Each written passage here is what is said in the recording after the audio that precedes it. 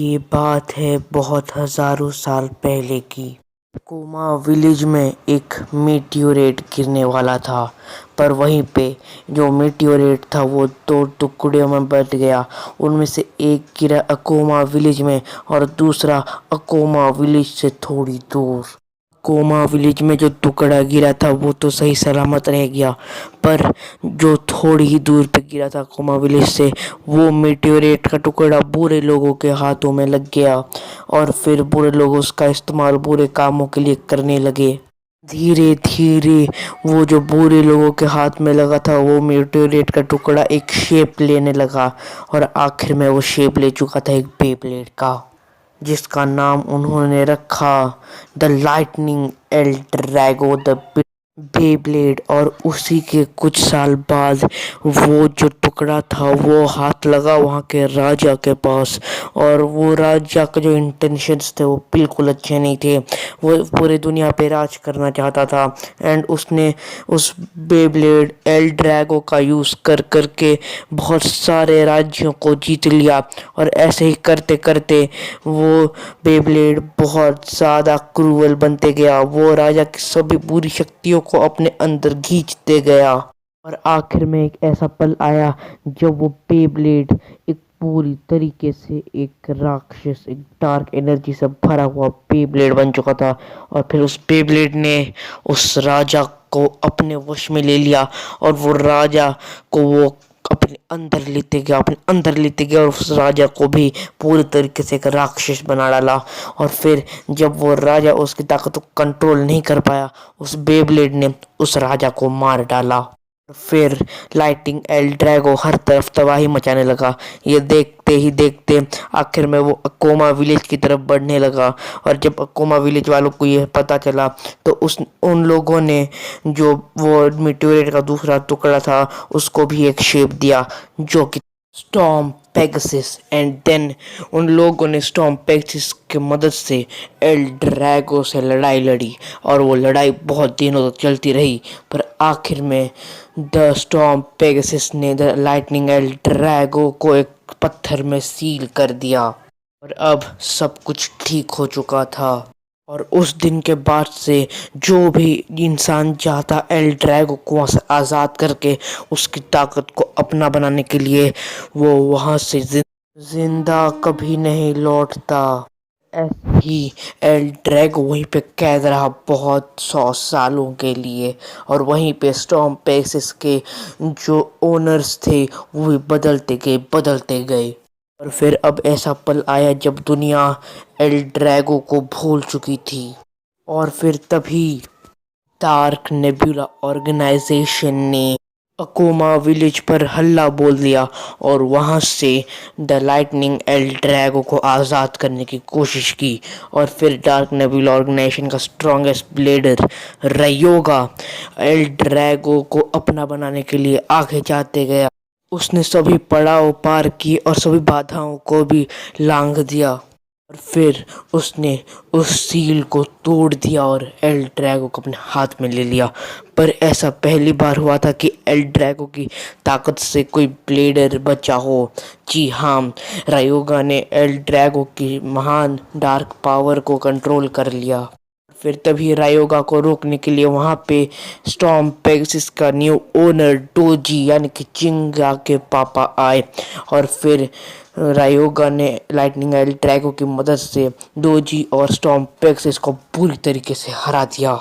जिसके बाद डोजी ने जो स्टॉर्म पेगासस की पावर थी वो उसके बेटे यानी कि चिंगा को दे दी।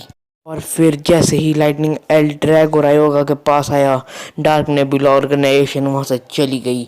और फिर चिंगा उसने बहुत ज़्यादा मेहनत की स्टॉर्म पेगासस के साथ और एक दिन वो गया डार्क नेबुला ऑर्गेनाइजेशन के मेन सेंटर पे और वहाँ पे रायोगा को चैलेंज किया, जहाँ पे रायोगा बहुत ज़्यादा ट्रेनिंग करके अब एल ड्रैगो की पूरी ताकत को कंट्रोल कर सकता था। और फिर रायोगा ने बहुत ज़्यादा बुरी तरीके से फिर से चिंगा एंड स्टॉर्म पेगासस को हरा दिया। पर रायोगा को पता था कि एल ड्रैगो की अगर हमें असली ताकत बाहर लानी है तो उसे उसके अपोजिट स्टॉर्म पेगासस की सारी ताकत को अपने अंदर लेना होगा। इसलिए अगर स्टॉर्म पेगासस की पूरी ताकत को अपने अंदर लेना हो तो पेगासस का 100% पावर जब पेगासस यूज कर रहा हो तब उसे पेगासस को हरा के सारी ताकत पेगासस के अपने अंदर लेनी होगी। इसलिए जो रायोगा था उसने एक टूर्नामेंट ऑर्गेनाइज किया जिसका नाम था बैटल ब्लेडर्स। वर्ल्ड भर के स्ट्रॉन्गेस्ट ब्लेडर आएंगे और अपना टैलेंट दिखा के नंबर 1 बे ब्लेडर होने का पोजीशन हासिल करेंगे। पर किसी को नहीं पता था कि वो जो चैंपियनशिप था वो बस चिंगा के स्टॉर्म पेगासस को फंसाने के लिए था। फिर बैटल ब्लेडर स्टार्ट हुई एंड उसमें सभी वर्ल्ड के स्ट्रॉन्गेस्ट ब्लेडर ने पार्टिसिपेट लिया। चिंगा ने बहुत सारे ब्लेडर्स को हराया एंड राइवो ने बहुत सारे ब्लेडर्स को हराया एंड फिर चिंगा के असली ताकत धीरे धीरे बाहर आने लगी। पर जब टॉप 4 का मुकाबला हुआ तब रायोगा के सामने था कियोया। तो जब इन दोनों की बैटल हो रही थी तब पता नहीं क्यों बट एल ड्रैगो की असली ताकत हम लोग को देखने को मिली एंड अब एल ड्रैगो पूरी तरीके से रायोगा को अपने अंदर ले चुका था और अब रायोगा भी एक मॉन्स्टर बन चुका था। और फिर रायोगा ने इजीली कियोया को हरा दिया। बट एक बात था कि अगर उस टाइम कियोया नहीं हारता जल्दी से रायोगा से तो उस टाइम एल ड्रैगो पूरी तरीके से आउट ऑफ कंट्रोल चले जाता और रायोगा को भी मार डालता और हर तरफ फिर से तबाही मचाने लगता। पर फिर रायोगा के इतनी ज़्यादा ताकत से आखिर में कियोया हार जाता है। और फिर अगले दिन सुबह सुबह रायोगा चिंगा को चैलेंज करता है और वो दोनों एक टावर के ऊपर जाके लड़ते हैं जिसमें चिंगा अपनी पूरी ताकत लगा देता है। पर फिर भी lightning L Drago storm Pegasus के ऊपर बहुत हावी हो रहा था और वो लगभग स्टॉर्म पेगासस को हरा ही चुका था। पर फिर चिंगा ने अपनी पूरी बेब्लेडिंग स्पिरिट एक साथ यूज़ की और आखिर में जब रायोगा फिर से हारने लगा था तो फिर L Drago out of control चला गया फिर से और अब फिर से रायोगा के ऊपर लाइटनिंग एल ड्रैगो पूरी तरीके से मंडरा चुका था और अब रायोगा फिर से एक मॉन्स्टर बन चुका था और फिर वो दोनों फिर से लड़े। पर इस बार पता नहीं कैसे बट लाइटनिंग एल ड्रैगो के अचानक से 3 सर हो गए और वो तीनों एक साथ स्टॉर्म पेगासस पर बहुत ज़्यादा हावी हो रहे थे और स्टॉर्म पेगासस को लगभग हरा ही चुके थे। पर फिर ने भी ब्लेडर्स वहाँ पे थे सभी ने अपनी बेब्लेडिंग स्पिरिट चिंगा को दी और फिर चिंगा ने अपनी पूरी ताकत लगा के एल ड्रैगो को हरा दिया। उस टाइम बस एल ड्रैगो बंद हुआ और उसमें थोड़ी सी खरोच आई बट स्टॉर्म पेगासस पूरी तरीके से नष्ट हो चुका था, वो इरेज हो चुका था पूरी तरीके से। इससे हम सभी लोग एल ड्रैगो की असली ताकत का अंदाज़ा लगा सकते हैं। पर उस दिन हारने के बाद रायोगा को पता चला कि डार्क नेबुला ऑर्गेनाइजेशन बस रायोगा का यूज़ कर रही है और फिर रायोगा एल ड्रैगो को लेके वहाँ से चल पड़ा और उसने डार्क नेबुला ऑर्गेनाइजेशन भी छोड़ दी। उस दिन के बाद से रायोगा वॉल्केनोस में जाके ट्रेनिंग करने लगा। बार बार वॉल्केनोस के अलावा मैं अपने लाइटनिंग एल ड्रैगो को लॉन्च करता ताकि लाइटनिंग एल ड्रैगो की जो डार्क पावर है वो हट के फायर एलिमेंट में तब्दील हो जाए।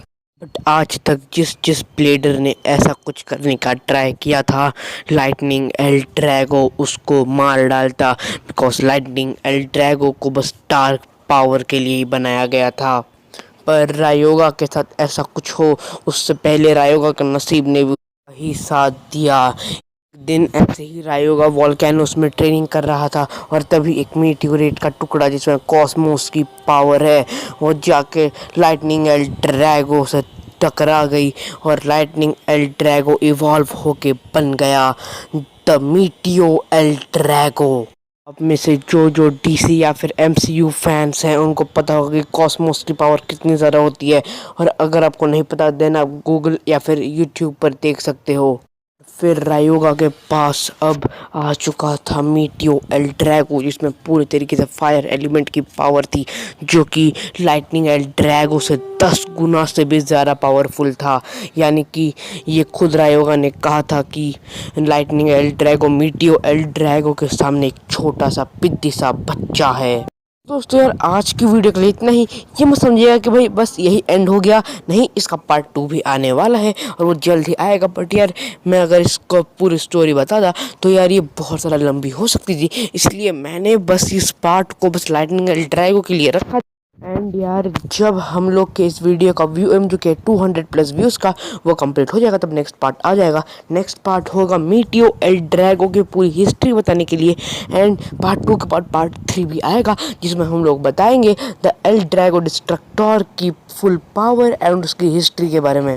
यार आज की वीडियो के लिए इतना ही। एंड यार चैनल को सब्सक्राइब कर लो अगर नहीं किया है, ताकि जो पार्ट 2 आए थे उसका नोटिफिकेशन सबसे पहले आपके पास जाए एंड आप उसे देख सको। एंड यार पार्ट 3 के लिए भी सेम चीज़ होगा।